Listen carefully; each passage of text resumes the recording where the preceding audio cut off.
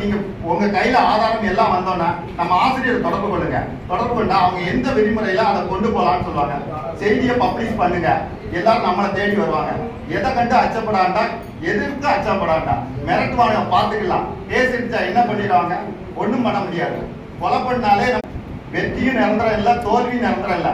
போராட்டம் ஒன்னே நிரந்தரம். அது பத்திரிகைக்காரனுக்கு எப்பவுமே உண்டு. போராடினா தான் ஜெயிக்க முடியும்.